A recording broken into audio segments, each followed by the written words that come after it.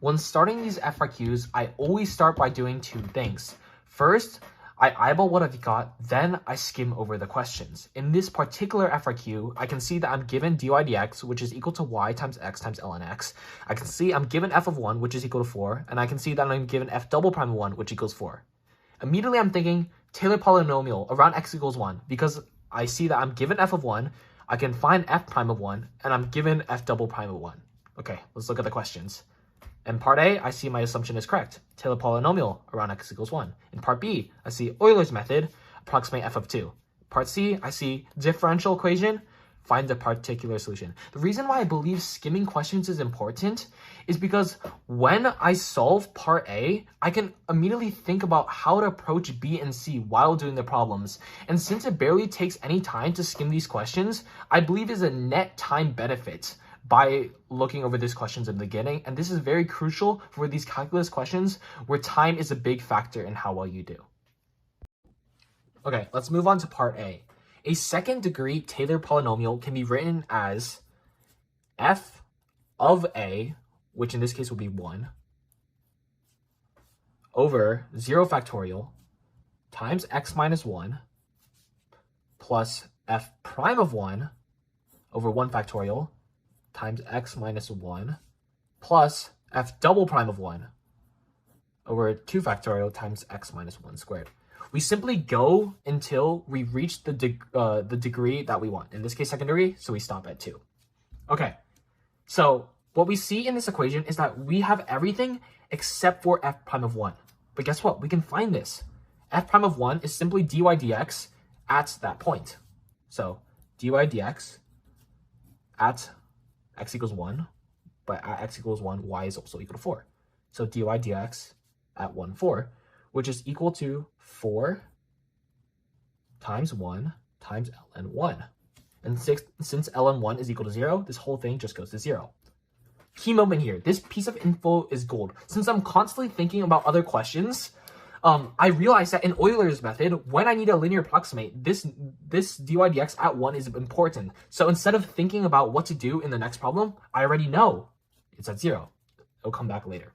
Okay, so now that we have f prime of 1 here, we have everything we need to know to write down our second degree polynomial. So t of 2 is simply equal to 4, which is just 4 over 0 factorial times x minus 1 to the 0, plus f prime of 1, which is just 0, over 1 factorial, but times x minus 1 to the first. But since this is 0, everything will just go to 0, so this will just go away.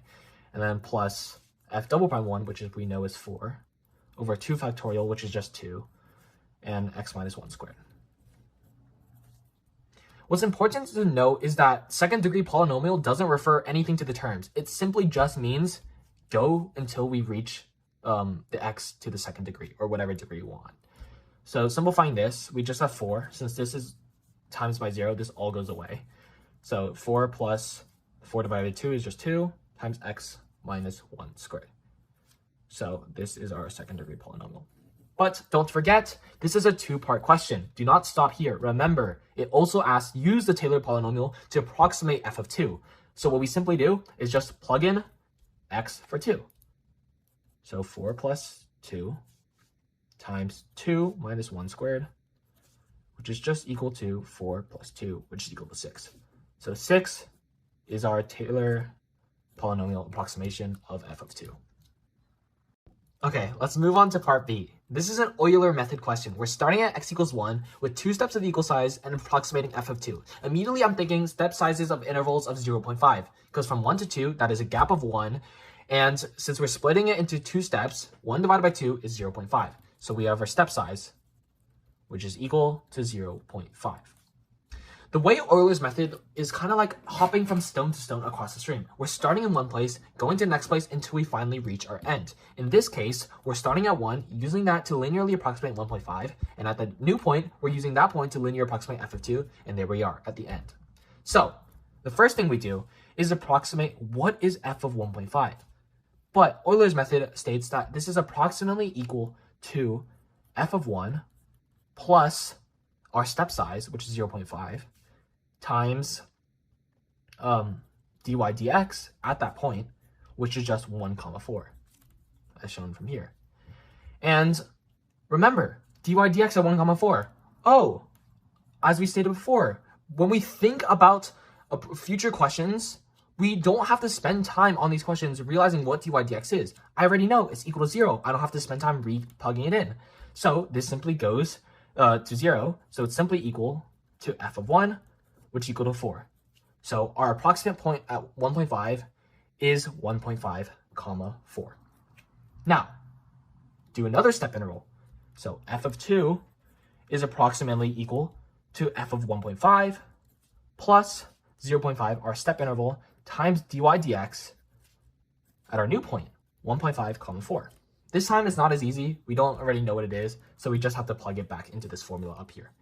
So dy dx at 1.5, comma 4 is equal to 4 times x, 1.5, times ln x, which is 1.5 again.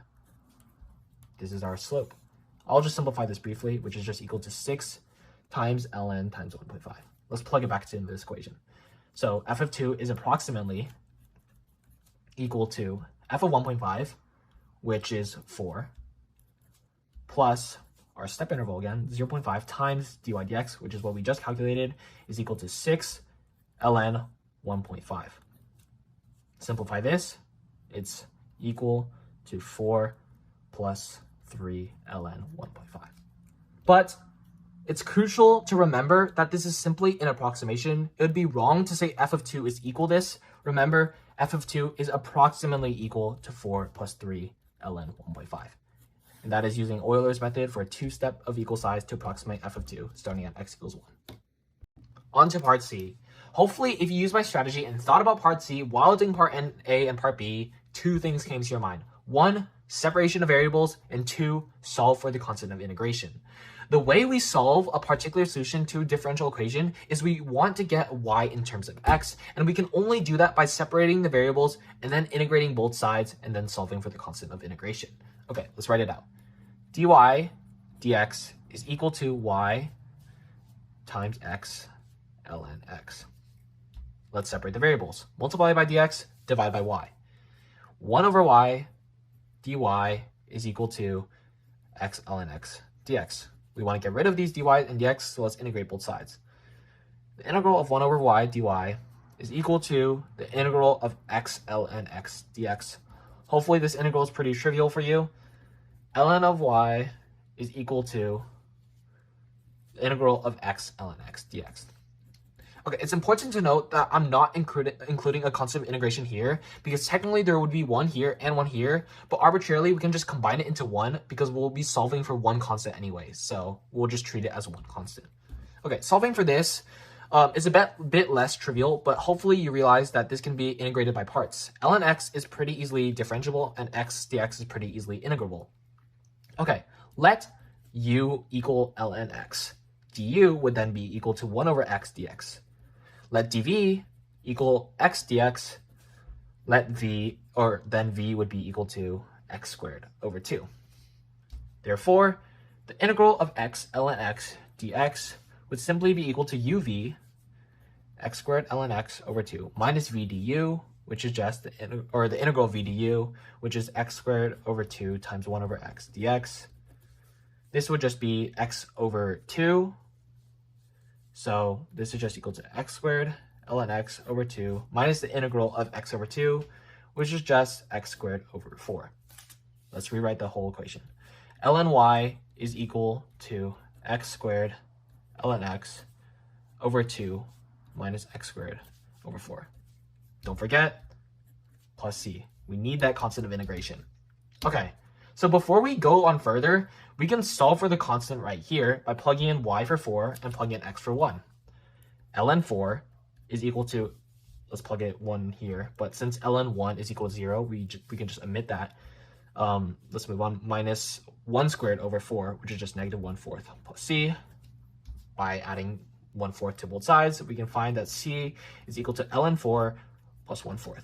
Okay, let's write it out again. Ln y is equal to x squared ln x over 2 minus x squared over 4 minus, or plus ln 4 minus or plus 1/4. Okay, but we don't want x in terms of ln y. We want x in terms of y. So to do that, we do e to this and e to this. So we have y is equal to plus or minus e to the x squared ln x over 2 minus x squared over 4 plus ln 4 plus 1/4. Pretty lengthy, but bear with me. We don't want plus or minus because we can figure out if it is plus or minus by plugging in our values here. So once again, if we plug in 1 here, this goes to 0, this is negative 1/4, and this would cancel out with this. So we would simply have 4 is equal to plus or minus e to the ln 4, and that would just be equal to 4. So we just have 4 is equal to plus or minus 4. And obviously 4 is not equal to negative 4, 4 is only equal to 4, so it is only the positive value.